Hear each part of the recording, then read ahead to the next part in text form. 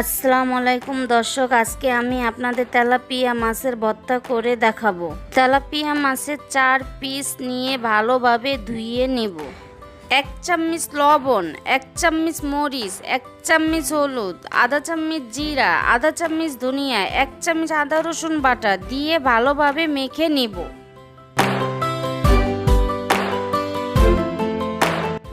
কড়াইতে পরিমাণ মতো তেল দিয়ে মাছগুলো ছেড়ে দিব। ভালোভাবে মাছগুলো ভেজে নিব।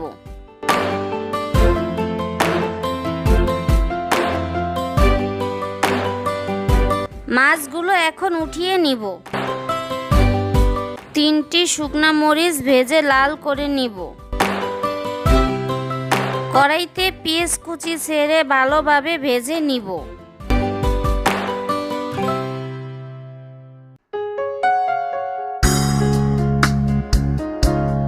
মাছগুলো ভালোভাবে বেছে নিব।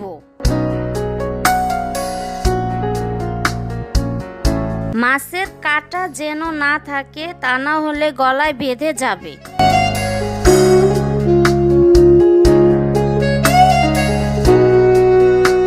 শুকনো মরিচগুলো ছোট ছোট টুকরো করে হাত দিয়ে ভেঙে নিব।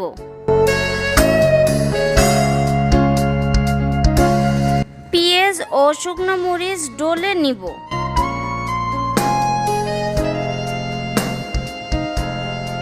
পরিমাণ মতো সরিষার তেল নিয়ে হাতে মাছগুলো মেখে নিব। তেলাপিয়া মাছের ভর্তা করা শেষ। রেসিপিটি ভালো লাগলে লাইক এন্ড সাবস্ক্রাইব করবেন।